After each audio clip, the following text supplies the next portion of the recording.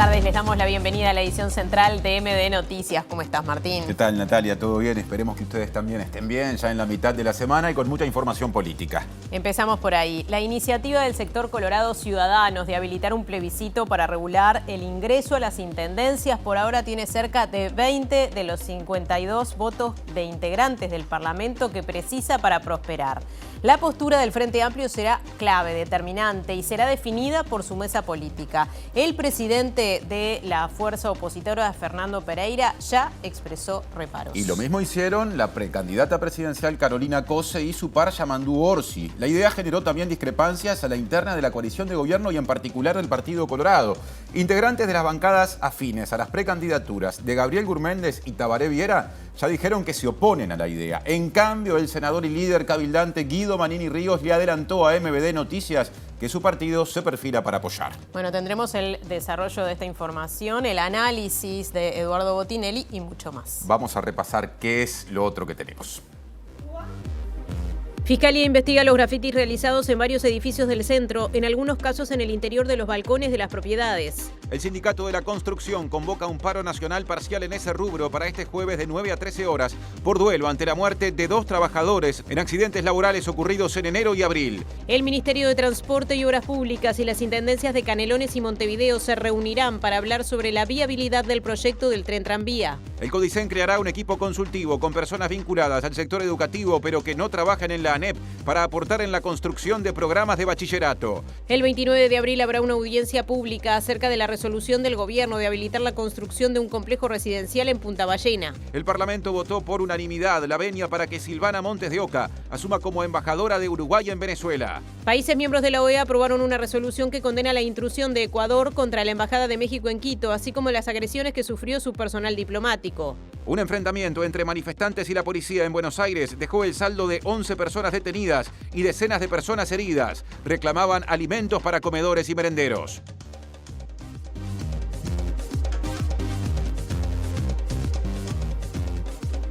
Aquí está TV Ciudad. Recuerden que nos pueden ver en vivo a través de YouTube, también en la web del canal tvciudad.ui. Nos pueden escuchar mediante Uniradio 107.7 de FM en Capital y Cercanías, Radio de la UDELAR, que se puede también escuchar en uniradio.edu.uy. Ahora, como siempre, presentamos los móviles.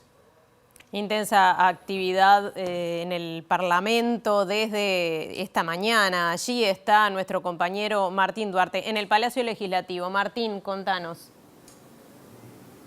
Natalia, Martín, buenas tardes. Sí, actividad en las dos cámaras, en particular en la que estamos nosotros, en la zona de Senado, con dos comisiones que estuvieron activas en esta tarde. Una de asuntos internacionales, como veíamos en titulares, fue aprobada la venia para 2 embajadoras, Alejandra de Belis, que estará al frente de la Embajada de Uruguay en Finlandia, y Silvana Montes de Oca, que también hará lo suyo en la Embajada de Venezuela, en este caso de uruguaya en Venezuela, retomando lo que es la actividad diplomática en el país, cosa que fue valorada positivamente por parte de los legisladores. En estos minutos sesiona la Comisión de Salud, que está abordando el proyecto que cuenta con media sanción en diputados del proyecto de eutanasia. En algunos minutos vamos a venir también con algunas conclusiones a propósito de las delegaciones que están visitando el Palacio Legislativo. Bien, y ahora nos vamos a la zona del Parque Valle. Cambiamos totalmente de tema. Nos cuenta Julieta Núñez Tomás desde el Velódromo Municipal. Julieta. Así es, Nati, aquí en las inmediaciones del Velódromo Municipal hoy se celebra el Tocó Venir, esta fiesta que organiza la Universidad de la República, la Intendencia de Montevideo y la Federación de Estudiantes Universitarios del Uruguay para celebrar el ingreso de una nueva generación, la generación 2024, a la Universidad de la República. En minutos nada más vamos a estar conversando con el rector de la Universidad de la República, Rodrigo Arín, para que nos cuente un poco qué características tiene esta generación de ingreso. El tagueo, esta modalidad de graffiti que se ha hecho muy notoria en los últimos días en fachadas y balcones, incluso de edificios del centro y del cordón en Montevideo, genera discrepancias. Han hablado en las últimas horas el artista visual Alfredo Guerra y la precandidata presidencial Frente Amplista, que es intendenta de Montevideo en uso de licencia, Carolina Cose. El tagueo es la firma indiscriminada de personas en todas las superficies posibles del espacio público. Y la verdad que a mi entender crea un ambiente bastante poco amigable.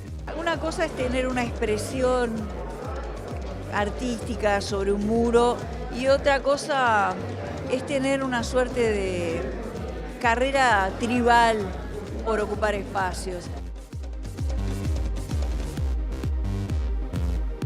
Comenzamos el desarrollo de la información con nuestro tema de portada, la propuesta del sector Colorado Ciudadanos de habilitar un plebiscito para imponer el concurso y el sorteo en los ingresos a las intendencias generó discrepancias al interior de la coalición de gobierno e incluso al interior del Partido Colorado. Claro, por el momento, además de la bancada del sector Colorado, justamente Ciudadanos, la única que parece inclinarse para dar sus firmas, para tratar de habilitar este eventual plebiscito, es la bancada de Cabildo Abierto.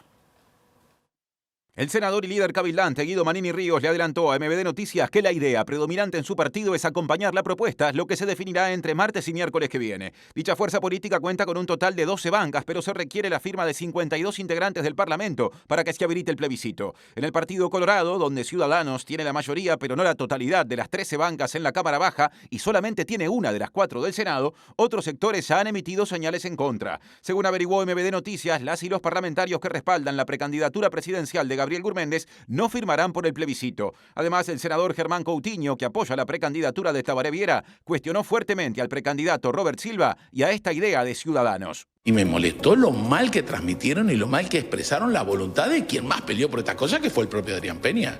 Que además, a diferencia de lo que ayer hicieron, de que nos termináramos enterando por la prensa, Peña nos unió y nos hizo votar en conjunto.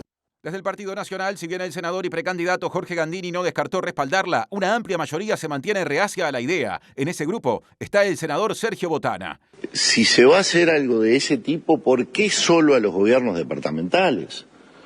Deberíamos obligar a todo el Estado, a todos los funcionarios públicos. ¿Por qué solo a una pequeña porción? ¿Por qué siempre el ataque a los otros? ¿Por qué siempre la discriminación al interior? El planteo de Botana motivó la respuesta del diputado colorado Ope Pasqué, integrante de la bancada de Ciudadanos. Esto lo propuso el senador Peña, que es hombre del interior y que en las próximas elecciones departamentales iba a ser candidato a la intendencia de Canelones. Esto de discriminación no tiene nada. Lo que pasa es que al senador Botana no le viene bien nada que restrinja los poderes discrecionales y absolutos de los gobiernos departamentales que él ha ejercido cuando fue intendente de Cerro Largo. Otras tiendas, el presidente del Frente Amplio, Fernando Pereira, expresó reparos a esta idea impulsada por el sector Ciudadanos de hacer un plebiscito sobre los ingresos a las intendencias, pero aclaró que el asunto será resuelto por la mesa política del Frente Amplio. Pereira dijo que el Frente Amplio comparte la necesidad de transparentar el ingreso a las intendencias, pero planteó dudas sobre el camino elegido, que implicaría reformar la Constitución. Advirtió que la discusión se planteó demasiado cerca del 27 de abril, que recordemos es la fecha en la que vencerá el plazo para presentar las firmas de las y los legisladores que podrían habilitar el plebiscito. Al respecto, adelantó que el Frente Amplio no va a funcionar a la velocidad de Twitter ni a la velocidad de otros partidos. También expresó reparos acerca de la eventual coexistencia de varios plebiscitos con las elecciones nacionales de octubre y consideró que podrían generarse ruidos en la discusión política. La decisión del Frente Amplio será clave para la suerte de la iniciativa de Ciudadanos debido a que la fuerza opositora supera los 2/5 del Parlamento y por el momento la idea de impulsar el plebiscito contaría con menos de la mitad de las voluntades necesarias. Y la precandidata presidencial Frente Amplista Carolina Cose, como decíamos más temprano, intendenta de Montevideo en uso de licencia, también expresó reparos con respecto a esta iniciativa de un sector del Partido Colorado. Y le recomendó a este sector, Ciudadanos, que espere hasta la próxima legislatura y vuelva a presentar el proyecto de ley sobre este tema que fue redactado por el senador Adrián Peña, al tiempo que lamentó que no se haya aprobado en la sesión del Senado la semana pasada. Cuando un partido así tiene una iniciativa parlamentaria y partidos de su propia coalición no le dan el voto, creo que es momento, humildemente lo digo, de una reflexión política. Por otro lado, la legislatura está por cambiar, vamos hacia elecciones, va a haber otras legislaturas.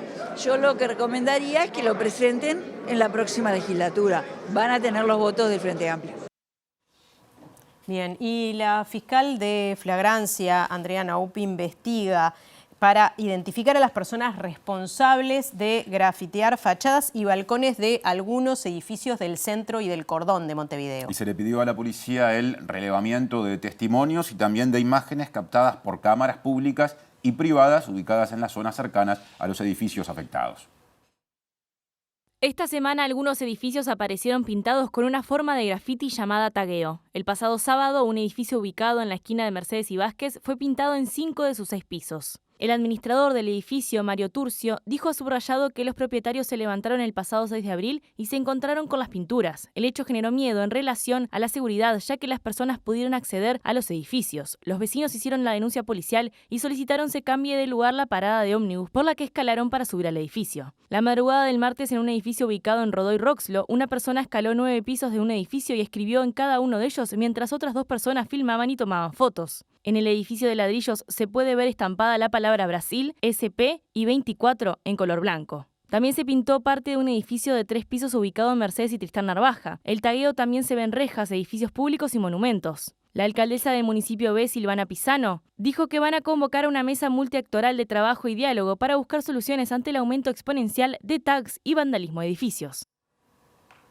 Y vienen bien, son pie esas imágenes porque personas vinculadas al mundo de las artes visuales y también del arte urbano opinaron justamente acerca de esa modalidad de grafiti conocida como tagueo. En relación a su control, advierten que ninguna de las medidas que se han tomado en su contra, como la aplicación de la ley de faltas, ha funcionado. El tagueo, familiarizado con el graffiti, es un fenómeno que ha crecido notoriamente en los últimos años y del que las fachadas de los edificios en Montevideo son una prueba visible. En la sociedad civil se han generado reacciones contrarias que abren el debate acerca de sus límites. El tema del tagueo se ha ido un poco de las manos, ¿no? Se ha transformado en una especie de vandalismo. Yo entiendo que es una forma de arte urbano. Igual acá estaría bueno también diferenciar entre lo que es el muralismo y el graffiti del tagueo. El tagueo es la firma indiscriminada de personas en todas las superficies posibles del espacio público. Y la verdad que a mi entender crea un ambiente bastante poco amigable. Pepi Goncalves relató una experiencia en la que participó y considera exitosa como posible solución a este conflicto. Un proyecto que se llamó Distrito de Arte Urbano de Punta del Este con la comunidad del TAG. Fue una apertura a una conversación, a un diálogo, donde hubo un montón de expectativas y de intenciones que pudieron intercambiarse y también hubo un montón de espacio que se pudo disponer para esta forma del arte. Y Carolina Cose dijo que no es fácil controlar los grafitis en la ciudad. En cambio, se pronunció de forma categórica en el sentido de rechazar la represión como forma de combatirlos. Hay una forma de, digamos, dominarlo que tiene que ver con acciones fuertemente represivas. No creo que sea la solución. Porque una cosa es tener una expresión artística sobre un muro y otra cosa es tener una suerte de carrera tribal por ocupar espacios. Yo creo que también es una muestra de un tema general de la sociedad de convivencia, ¿verdad? Tenemos que convivir entre los seres humanos y tenemos que convivir con la ciudad. Es un tema profundo, no tengo la solución, pero es un tema que hay que seguir pensándolo y abriendo espacios de convivencia, no resignar espacios públicos, no naturalizar que hay lugares donde no se puede estar. Me preocupa, por ejemplo, yo que no sé nada de fútbol, me preocupa que estemos naturalizando la falta de convivencia en el fútbol. Me preocupa que demos ya por natural que los visitantes no pueden ir a los partidos. Me preocupa que no tengamos en cuenta el rol social que tienen en los territorios los clubes, que fue así como nacieron. Ese, por ejemplo, es un fenómeno de falta de convivencia que creo que había que darle una miradita, más que una miradita.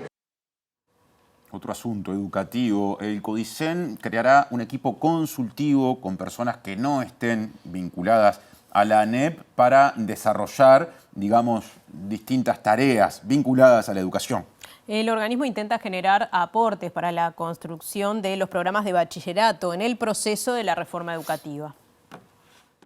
Este año, como ustedes saben, tenemos planificado el diseño de los programas de segundo y tercer año de bachillerato y en ese marco estamos trabajando. Hoy en la sesión del Consejo va a ingresar a consideración del Consejo una propuesta en donde además de los equipos técnicos de educación secundaria y educación técnico profesional que están integrados por docentes e inspectores de cada uno de los subsistemas, vamos a convocar a un equipo consultivo de personas que son ajenas a la institución ANEP, pero que forman parte del ecosistema educativo, de un sinfín de organizaciones que tienen la mirada puesta justamente en el trayecto educativo una vez que egresan de la educación que está bajo la órbita de la ANEP.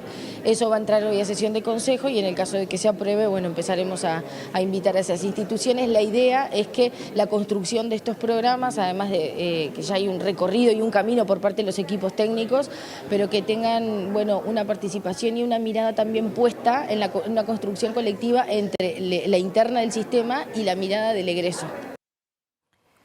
Y una nueva encuesta de Cifra señala que la inseguridad representa la mayor preocupación de la ciudadanía. Encuestas anteriores ponían en ese lugar, en el primer lugar, a la situación económica, que ahora quedó relegada en el segundo puesto. El 47% de los encuestados señaló que la inseguridad y la delincuencia son los mayores problemas del país. Le siguen los problemas asociados a la economía, entre los que se encuentra el desempleo, con un 31%, los problemas asociados al gobierno, la política o la corrupción con un 9% y finaliza con lo referido a la salud con un 7%. En 2023 la misma encuesta había posicionado en primer lugar los problemas asociados a la economía y en segundo a la inseguridad, que tiene una diferencia de 11 puntos porcentuales ahora que se encuentra como la mayor preocupación. La consultora señala que hasta hace poco la visión sobre cuál era el problema más importante del país tendía a ser diferente según las posiciones políticas. Pero hoy ya no es así, y la mayoría de los dos bloques, Coalición y Frente Amplio, piensa que el principal desafío hoy es la inseguridad. En los indecisos esto se modifica, ya que quienes no saben qué votarán en las próximas elecciones piensan que el mayor problema es la economía. Para finalizar, desde Cifra afirman que este año electoral empieza con una configuración de preocupaciones muy similar a la que se observaba en el ciclo electoral anterior, el de 2019, pero señalaron que esto no es un anticipo de lo que sucederá en 2024 porque hoy la coalición es gobierno.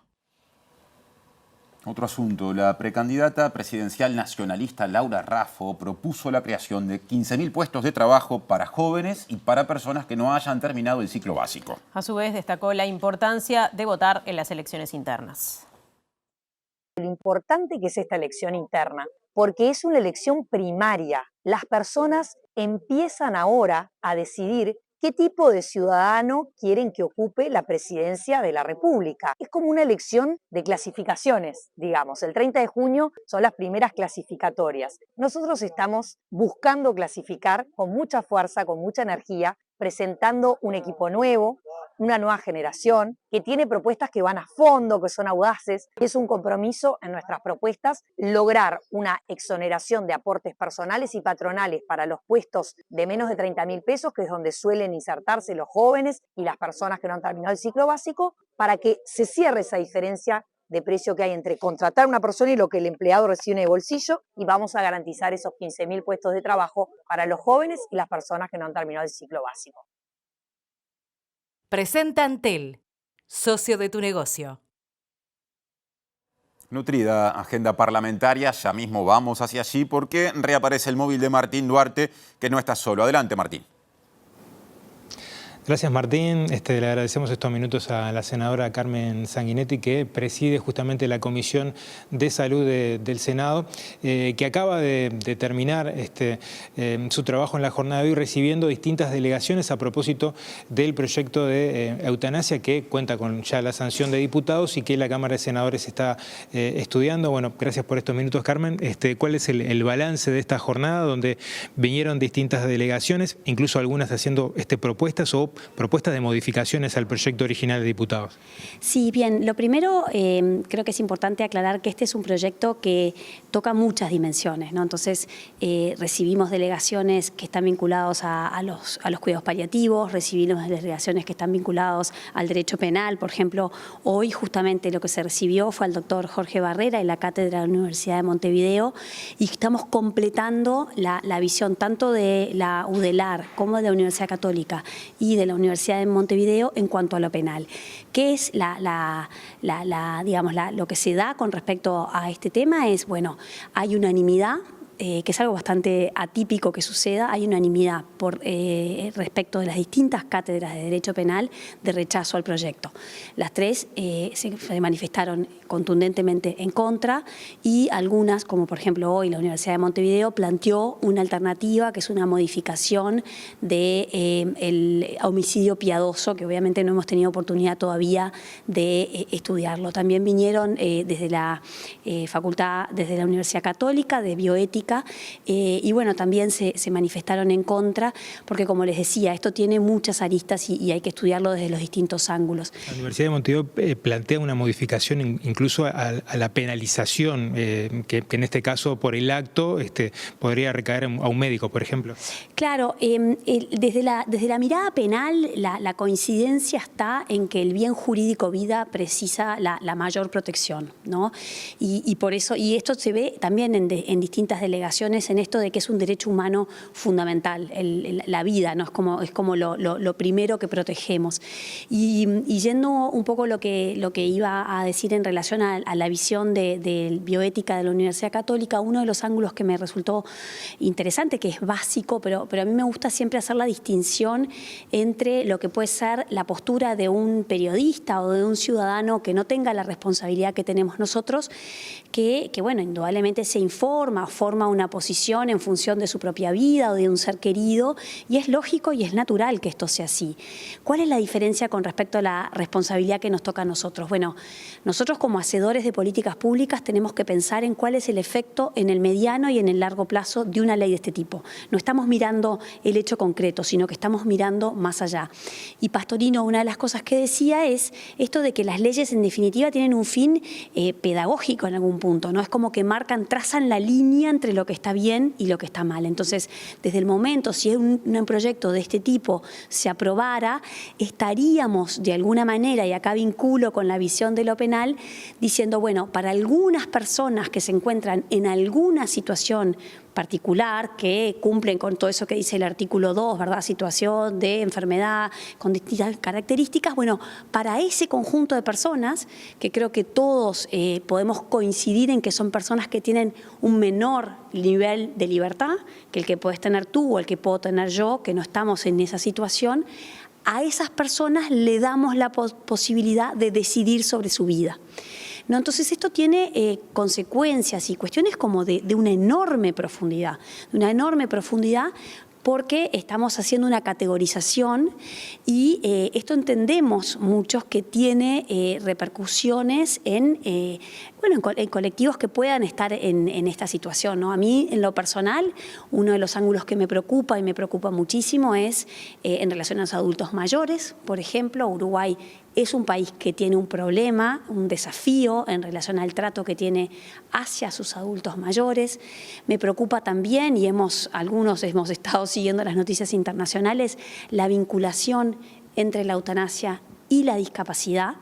Una de las cosas que muestra la evidencia es que en aquellos países en donde hay suicidio asistido, en donde el fin a la vida lo administra la propia persona, no sucede lo de la pendiente resbaladiza, o sea, no es un aumento exponencial. Sin embargo, en aquellos países en donde se ha implementado la eutanasia, sí este aumento sucede y se produce lo que desde la academia se llama pendiente resbaladiza. Bien, senador, le agradezco a cuenta además, muchas gracias por estos minutos. Y bueno, vamos a seguir un poco el tema de cerca a propósito de la evolución que tenga aquí en el Senado. Muy amable. Cómo no, con mucho gusto. Gracias por la oportunidad. Bueno, compañeros, hubo algunas otras actividades ahí, como decíamos, aquí en el Senado, en particular la Comisión de Asuntos Internacionales, que aprobó la venia a las embajadoras, en este caso tanto de Finlandia como de Venezuela. Así lo resumía el senador Daniel Cagiani. Ahora recibimos la venia de una embajadora de carrera, que sin duda no solamente va a cumplir el mandato en caso de que se vote la venia, que creo que va a ser de manera unánime, porque el Frente Amplio también va a acompañar, no solamente durante este año que queda de mandato, sino los 4 años siguientes, porque generalmente duran entre 5 años y pueden extenderse. Creo que es importante que el Uruguay tenga una representación diplomática, un jefe de misión, primero para conocer de primera mano lo que está sucediendo, porque también hay una colonia de uruguayos importantes en Venezuela que merecen tener también una representación diplomática, y porque además creo que el Uruguay tiene relaciones diplomáticas con diferentes países del mundo, más allá de sus gobiernos, y creo que también eso es importante. Presentó Antel, socio de tu negocio. Superada la semana de turismo, nadie discute que está en plena marcha el año lectivo. Y bueno, y el móvil que viene tiene que ver con eso. Aparece Julieta Núñez Tomás, que ya nos contó y ahora nos cuenta más. Así es, Martín, ¿cómo estás? Aquí estamos ahora desde dentro del velódromo y acaba de empezar a tocar Papina Di Palma en este comienzo de la generación 2024 de la Universidad de la República, y estamos, como prometimos, con el rector Rodrigo Arim. Rodrigo, muchas gracias por estos minutos. Consultarte, bueno, ¿cuál es la expectativa que tiene la Universidad de la República en esta nueva generación 2024? ¿Qué nuevas propuestas hay? ¿Cómo se ve bien esta generación? Bueno, en primer lugar, aprovechando, tocó venir para expresar nuestra alegría de tener 20.000 estudiantes nuevos en la Universidad de la República, de los cuales cerca de 17.000 están en Montevideo, y le estamos dando la bienvenida a través de este mecanismo que implica reconocer a la universidad no solamente como un ámbito de formación, sino como un espacio de encuentro entre ellos y también con el resto de la comunidad universitaria. La Universidad de la República, pese a las dificultades que hemos atravesado desde el punto de vista presupuestal, este año tenemos nuevas propuestas, por ejemplo la carrera de biotecnología, que es la primera que la estamos instrumentando en Montevideo y en el interior del país, con una demanda muy importante, y seguimos innovando con las dificultades, con problemas desde el punto de vista de financiamiento, algunas ofertas educativas, pero con la vocación de seguir aportando al país capacidades que la sociedad uruguaya necesita. Se había hablado mucho en el periodo de la discusión presupuestal, sobre las características que tenían las nuevas generaciones. Más mujeres, primera generación universitaria en la familia. ¿Qué tiene esta generación en particular? Yo diría, se profundizan esas características. Por un lado, por suerte, están ingresando a la Universidad de la República cada vez más estudiantes provenientes de contextos distintos. Contextos que quiere decir familiares, sin, por ejemplo, adultos que tengan una referencia de la educación superior previa, pero también contextos sociales diferentes. Eso, por un lado, es una enorme alegría, pero también un enorme desafío, porque requiere apoyos distintos que habrá que construir, y esperemos que también el presupuesto quinquenal 2025, cuando se discuta, lo tengan en cuenta. Hablemos un poquito del interior. ¿Cómo se está llevando a cabo el contacto con los estudiantes del interior, con los centros universitarios que están en el interior del país? Bueno, yo hace un rato, desde el estrado, planteaba justamente que hace 21 años, junto con la Intendencia Municipal de Montevideo, iniciamos esta experiencia de Tocó Venir. Era solamente Montevideo. Hoy se está dando por lo menos en Salto, en Paysandú, en Rivera, Maldonado, Rocha, lo que indica una institución que tiene un despliegue territorial que hace 2 décadas atrás era impensable. Es una enorme satisfacción por un lado y un enorme desafío que hoy estamos teniendo, Tocó Venir, en distintas partes del país. Y ojalá tengamos esta misma experiencia en Soriano, en Colonia, el año que entrante, cuando vamos a empezar a tener cursos también en el interior del país. Es una nueva experiencia y una nueva realidad de una universidad que funciona en nodos, que funciona en redes, donde el nodo más importante sigue siendo Montevideo, porque Montevideo es sin duda la mitad de la población del país, pero donde también tenemos una enorme actividad en todo el territorio nacional. Para finalizar, el Tocó Venir tiene un rol importante también para recibir a estudiantes que vienen desde el interior para aquí. ¿Cuáles son los servicios que ofrece la universidad para estos estudiantes que están teniendo su primera experiencia aquí en la capital? Yo te diría, como bien decís, tiene una referencia muy importante aquellos que están migrando a Montevideo. Ahora también se usa al revés. Hay estudiantes de Montevideo que van a estudiar a Paysandú y están teniendo su Tocó Venir en Paysandú. Pero la Universidad de la República tiene muchos instrumentos, por ejemplo, becas de transporte, becas que tienen que ver con alojamiento, con vivienda, becas para la alimentación, ¿sí? Que estamos aportando esos elementos, acompañamiento de pares, estudiantes más avanzados que están disponibles para acompañar en la primera experiencia como estudiantes a aquellos que están ingresando entre marzo y abril de este año. Seguiremos profundizando estas herramientas, pero la vocación de la Universidad de la República es que el Uruguay necesita mucho más estudiantes, que es un derecho el acceso a la educación superior y que tenemos que concretarlo a partir de las políticas públicas. Muchísimas gracias al rector de la universidad, Rodrigo Arim. Estamos viendo en imágenes de Fede Varela un poco de cómo está viviendo la nueva generación de ingreso de la Universidad de la República, pero también estudiantes de todas las generaciones, incluso egresados, esta fiesta de recibimiento de una nueva generación. Así que los dejamos con estas imágenes y ya volvemos con ustedes.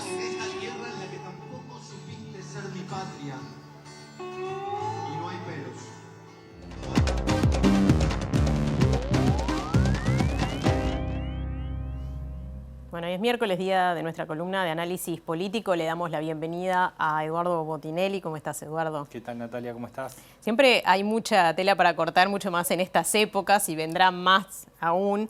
Pero hay un hecho que sucedió la semana pasada, el jueves en la noche, que marcó quizás diferencias o que habrá que ir analizando cómo se ve. Y es la muerte del senador Adrián Peña, digamos que una figura muy importante en el sector Ciudadanos, en las elecciones pasadas y ahora también, decían algunos, un articulador.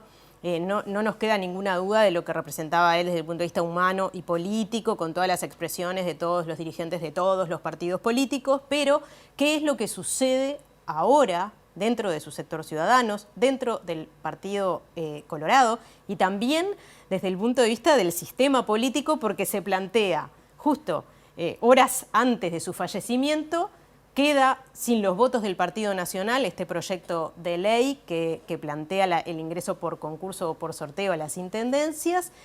Él evidentemente quedó enojado con esa situación y ahora hay un panorama nuevo. Pero ¿qué es lo que se puede ver en primer lugar con lo que está sucediendo en estas horas? Bueno, lo primero, digamos, el rol de Adrián Peña, sin duda fue muy importante y mucho más importante a partir de la salida de Talvi de Ciudadanos. Claro. Sin dudas, como articulador político, digamos, es reconocido por todos que fue un gran articulador político, un tejedor de alianzas políticas a nivel micro, digamos, no en la gran política o visiblemente, pero sí gran articulador, negociador, y fue quien logró que Ciudadanos sobreviviera a la salida de Talvi, ¿no? Es decir, fue un eje central para que Ciudadanos siguiera funcionando como tal, con decisiones, con peleas, sin dudas, pero claramente lo mantuvo funcionando y también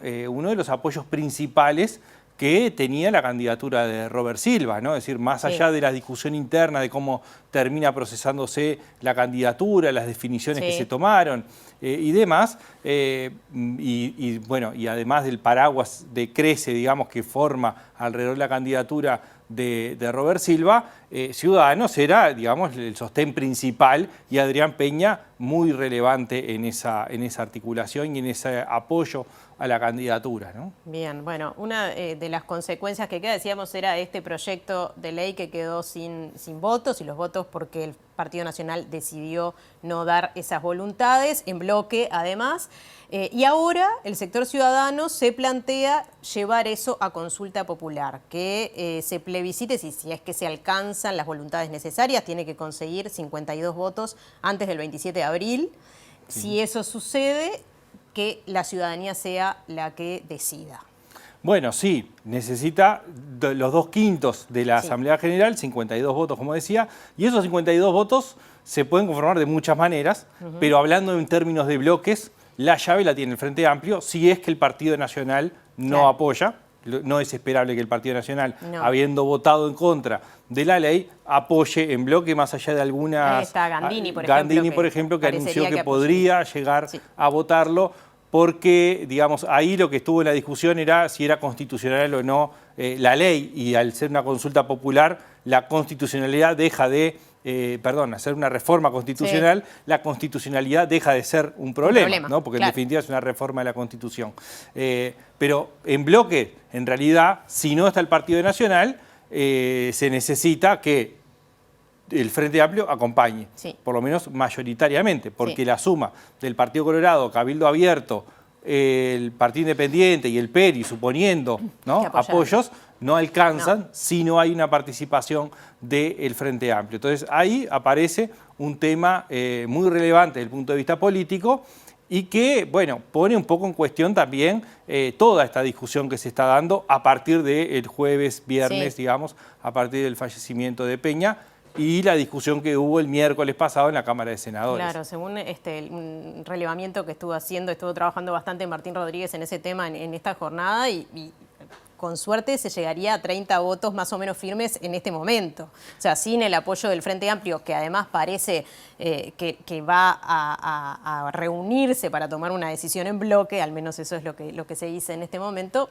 no prosperaría. No prosperaría, y acá, a ver, hay cuestiones que son políticas, hay cuestiones que son legislativas, hay cuestiones que son de discusión sobre hasta dónde se llega con las reformas constitucionales. Y acá, bueno, claramente, primero fue una sorpresa que se presentara por parte de Ciudadanos.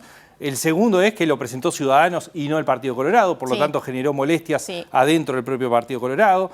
Lo otro que se está mezclando, el fallecimiento de Adrián Peña con la campaña electoral interna, con la campaña electoral nacional, y eso está generando ruidos, sin dudas, adentro del Partido Colorado. No solo adentro del Partido Colorado. No, entre los distintos partidos también, ¿no? Y entonces, por un lado, Ciudadanos, presentando esto, está haciendo punta en un tema que lo hizo el propio Adrián Peña, es decir, bueno, presentar un proyecto que generaba un cambio importante en las intendencias, generaba fricciones con los intendentes, pero ahora lo hace desde otro lugar. Hacer punta en eso no es, lo hemos visto en las distintas encuestas, no es un tema prioritario para la población, pero sí genera un ambiente distinto de qué causas se están defendiendo, si se quiere, ¿no?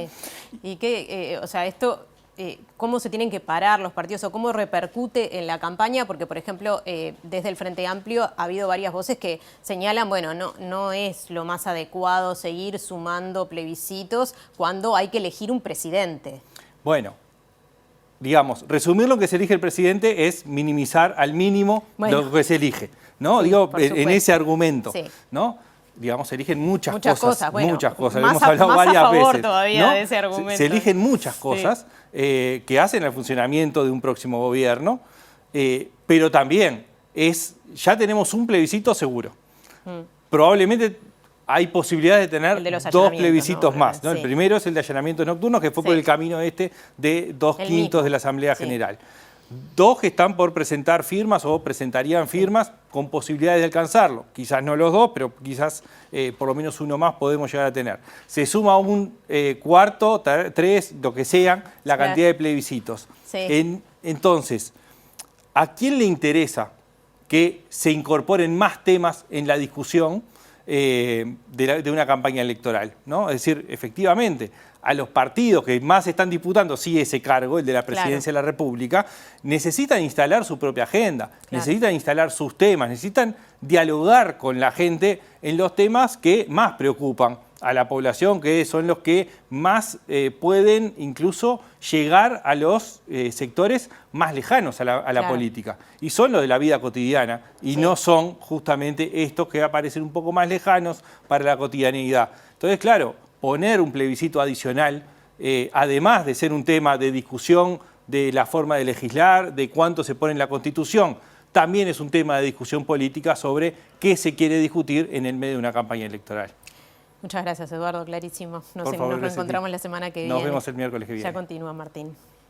Más asuntos políticos. El senador y precandidato presidencial nacionalista Jorge Gandini dijo que en el sistema político hay problemas de transparencia e hizo referencia a las contrataciones de las que tanto se habló el año pasado de la Comisión Técnica Mixta de Salto Grande. Recordó que él no logró que se votara un proyecto de ley para extender las prohibiciones constitucionales a las delegaciones uruguayas en ese tipo de organismos. Hay muchos problemas de transparencia. Salto Grande ha tenido poca transparencia. La adjudicación de viviendas, la gestión de Lima en Salto han tenido poca transparencia. Algunas denuncias que tenemos sobre la Intendencia de Artigas tienen poca transparencia. Algunas cosas que hemos denunciado en Canelones y el ingreso de dirigentes políticos blancos después que adhieren al Frente Amplio tienen poca transparencia.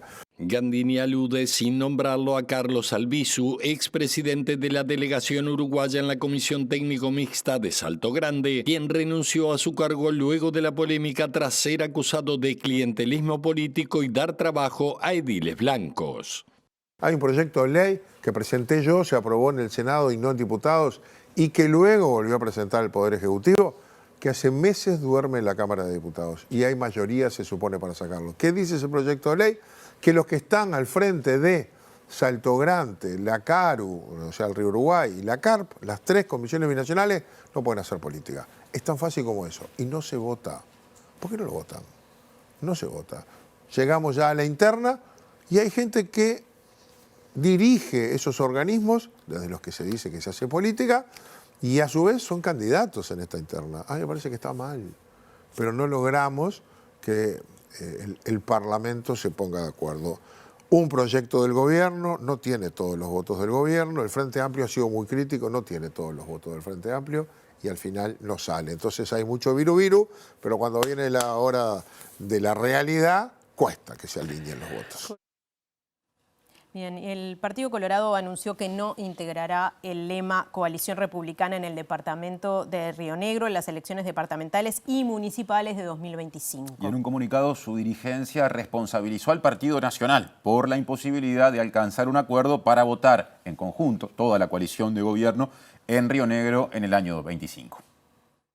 Se agotaron los tiempos, dice el comunicado del Comité Ejecutivo Departamental Colorado de Río Negro, publicado este martes 9 por el portal Río Negro Ahora, al informar que da por finalizadas las gestiones en procura de lograr comparecer bajo el lema Coalición Republicana. Durante ese lapso, tanto el Partido Independiente como Cabildo Abierto respondieron afirmativamente, señala el texto, pero a la fecha no hubo respuestas del Partido Nacional y hemos visto declaraciones públicas de dirigentes contrarios a esa posibilidad. Por eso los colorados resolvieron suspender las negociaciones y competir en 2025 con su lema histórico para desplazar de la Intendencia al Partido Nacional y a Omar Lafluf, que va por la reelección. La declaración colorada llega después de más de un año de explorar la posibilidad de comparecer bajo el lema común Coalición Republicana, aprobado por la Corte Electoral en marzo tras la presentación hecha en diciembre de 2023. En esa oportunidad se marcó la necesidad de que la coalición multicolor que desplazó del gobierno nacional al Frente Amplio en 2019 también compita unida en lo departamental. Se busca evitar, por ejemplo, lo que ocurrió en Salto en 2020 cuando el Frente Amplio superó a colorados y blancos por separado que hubiesen ganado en caso de haber hecho alianza. La decisión tomada por los colorados no es menor en una zona como el litoral, cuyas sociedades son más proclives que el resto a cambiar de signo ideológico. De hecho, Salto, Paysandú, Río Negro y Artigas ya tuvieron o tienen gobiernos frente amplistas, blancos y colorados desde el retorno de la democracia. Ahora segmento semi-internacional. La Cámara de Representantes de Uruguay emitió una declaración de condena vinculada a la irrupción de fuerzas de seguridad ecuatorianas en la Embajada de México ubicada en Quito, hecho que pasó, como se sabe, días atrás. Entienden que el hecho es inaceptable y reivindican el asilo diplomático como un instrumento fundamental del derecho internacional y del respetuoso relacionamiento entre los estados. Presenta Mercado Agrícola de Montevideo, en el corazón de un barrio donde late la ciudad. Mercado de Historias. Mercado de Historia.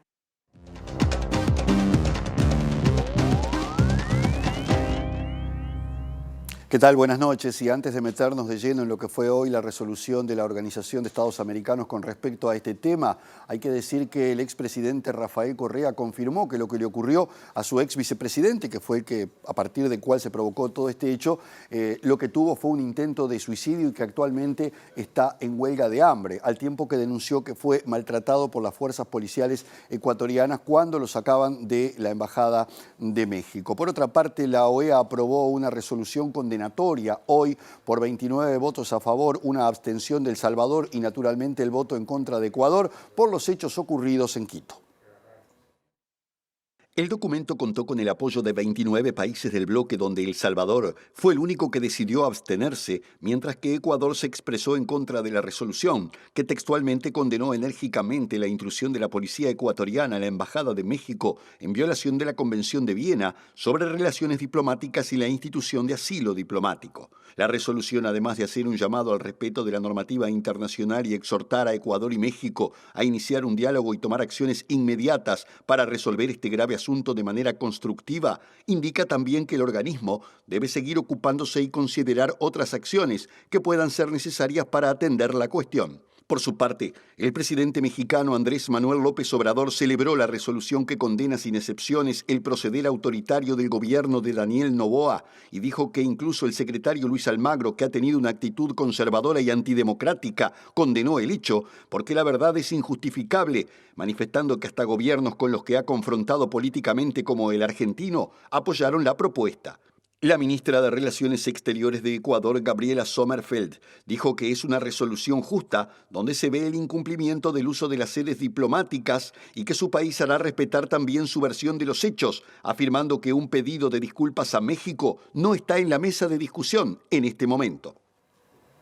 Nos vamos ahora al escenario de la República Argentina. El presidente Javier Milei viajó a los Estados Unidos, donde tenía una serie de actividades con la comunidad judía de ese país, pero además tiene previsto encontrarse con el magnate Elon Musk en una especie de premio consuelo, porque tenía la intención, se hicieron gestiones para que se reuniera con el presidente Joe Biden, pero no cuajaron, fundamentalmente porque se entiende que los demócratas están muy molestos con la actitud de Milei de reunirse con Donald Trump en aquella reunión conservadora que se realizó hace unos días atrás. Mientras tanto, en Buenos Aires otra vez hubo enfrentamientos entre manifestantes y la policía, esta vez a partir de una movilización que llevaron a cabo organizaciones sociales y políticas que reclamaban por la falta de alimentos en merenderos y comedores de toda la Argentina. En un principio, la protesta convocada por organizaciones sociales y gremiales de un amplio espectro político tenía como objetivo avanzar hasta el Ministerio de Economía, pero ante el anuncio de que la ministra Sandra Petovelo los recibiría por primera vez, cambiaron el rumbo hasta la sede del Ministerio de Capital Humano. Durante más de 20 minutos, policías de infantería motorizados e identificados solo con chalecos celestes dispararon balas de goma, cargas de gases lacrimógenos y arrojaron gas pimienta a los manifestantes que los enfrentaron en la primera línea para cubrir a quienes trataban de escapar por la avenida 9 de Julio y las calles transversales. El tramo de dicha avenida que va desde Belgrano hasta Avenida de Mayo fue escenario de corridas, golpizas y personas ensangrentadas y tiradas sobre el asfalto, mientras eran golpeadas con trompadas, rodillazos y patadas de policías con y sin uniforme que se habían infiltrado en la marcha.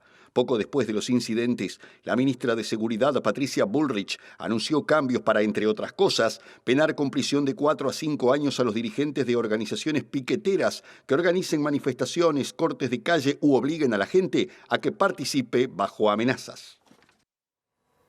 Y volvemos a hablar del magnate Elon Musk en su confrontación con la justicia brasileña, porque la Procuraduría de ese país habilitó al Supremo Tribunal Federal a interrogar a los representantes de la red social X, ex Twitter, en Brasil. Todo esto a partir de las acusaciones que pesan de la difusión de noticias falsas y la confrontación que existe luego de que Musk acusara al juez del Supremo Tribunal, Alexandre de Moraes, de manipular a la justicia brasileña. La Fiscalía brasileña, que se manifestó a petición del Supremo Tribunal Federal, consideró pertinente que los responsables de la red X comparezcan ante la justicia para aclarar si han habilitado cuentas suspendidas por orden judicial, así como para explicar el alcance de las atribuciones del magnate Elon Musk en la empresa. El pasado fin de semana, Musk acusó al magistrado Alexandre de Moraes de la Corte Suprema de manipulación criminal y dolosa de la justicia en Brasil y de presionar a X para censurar a políticos opositores y a periodistas. Tras esas declaraciones, Musk pasó a ser investigado en la causa de la difusión masiva de noticias falsas en las redes sociales y, según el juez de Moraes, que instruye la causa, X ha puesto dificultades para la remoción de perfiles que han sido prohibidos por la justicia brasileña.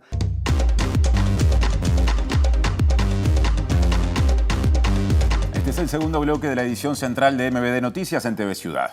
Les contamos que el Ministerio de Transporte y Obras Públicas convocó para este jueves a las intendencias de Montevideo y Canelones para ponerlas en conocimiento sobre un estudio acerca de la viabilidad del proyecto del tren tranvía. Y el ministro José Luis Falero dijo que la idea de este gobierno es dejar pronto ese informe técnico para que un futuro gobierno o el futuro gobierno decida qué hacer.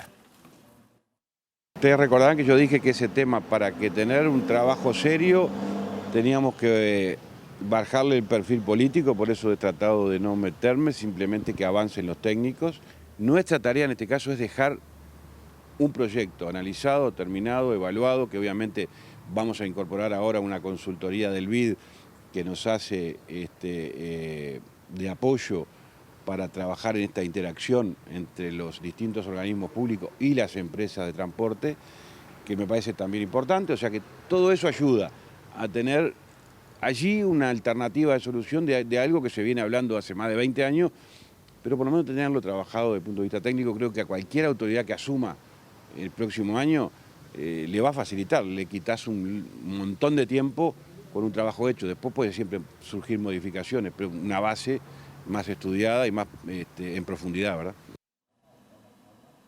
Y el ministro Falero también dijo que el Frente Amplio se equivoca al cuestionarlo porque quedó sin efecto la construcción, el desarrollo de una autopista en territorio del departamento de Canelones. Y propuso sustituir ese proyecto por la construcción de una vía rápida y aseguró que la oposición comete un error de interpretación al criticarlo. Creo que es un error esa interpretación del Frente, pero bueno, estamos en un año electoral muy particular. Yo si hablamos de improvisaciones podría hablar mucho de cosas mal hechas. Recién mencioné algunas. 11 rotondas en la 101 que venís en doble vía y te transformás en una vía, un embudo, una trampa mortal, mal hechas. Pero no quiero entrar en ese tema porque en lo personal tengo que preocuparme porque mi administración, que tengo la responsabilidad de dirigir, si tiene que echar para atrás porque se analizó y se entiende que es inconveniente, lo podamos hacer. Y no hacer lo mismo que se hacía antes, que muchas veces se seguía echando para adelante, aunque nos advirtieran que algo estaba mal. Son diferentes formas de gestionar. Esta mañana una inspectora de tránsito de Montevideo fue atropellada por una moto mientras le indicaba que parara. 3 derivaciones. Por un lado, la Intendencia de Montevideo realizará una denuncia penal y también una investigación administrativa al respecto. Por el otro, la comuna y el sindicato ADEON Montevideo integran un ámbito en conjunto para aprontar un protocolo que prevea estas situaciones. Los compañeros estaban haciendo fiscalizaciones de rutina en el barrio de Sayago, en Camilo Ariel y Quicuyo. En el desempeño de las tareas, bueno, una de las funcionarias estaba en la calle y es atropellada por una moto que se dio la fuga. La funcionaria se encuentra fuera de peligro y no fue necesario que quedara internada en el Hospital del Banco de Seguros del Estado. Ya fue realizada la denuncia en la seccional octava. Nosotros venimos con un ámbito de trabajo en desempeño de protocolos de seguridad ante violencia externa y demás ya desde hace unos meses, por lamentablemente lo que tú decías, ¿no? La situación continua y en aumento de agresiones que están sufriendo los compañeros cuando están desarrollando su tarea. Nosotros no nos hemos podido juntar todavía con el comité de base porque los compañeros se trasladaron junto a Elisa al Banco de Seguros, pero bueno, en primera instancia entendemos que más allá de los protocolos que pudiéramos tener, la situación de hoy fue algo como que, bueno, el primer análisis que hacemos es alguien que no está en su sano juicio porque atentó contra la vida de la compañera, ¿no? Tejera resaltó que es importante en estos casos la sensibilización de la ciudadanía e hizo hincapié en que la tarea de las y los inspectores de tránsito es fiscalizar y hacer que se cumpla la normativa a nivel nacional.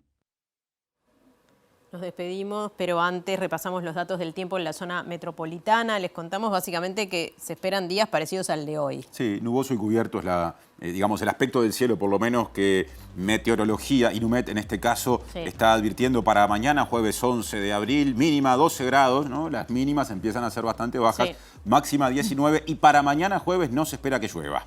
Y el viernes 12 de abril, similar pronóstico también, algo nuboso por momentos. Hay alguna probabilidad de lluvia para el viernes, la mínima será de 11 grados y la máxima de 22. Estamos llegando al final, ya hay movimiento en la vuelta, en cualquier momento empieza el lado B en la pantalla de TV Ciudad. Y el reencuentro con las noticias será mañana a las 8, a las 13 y a las 18:55. Hasta ese momento, que pasen bien. Hasta mañana.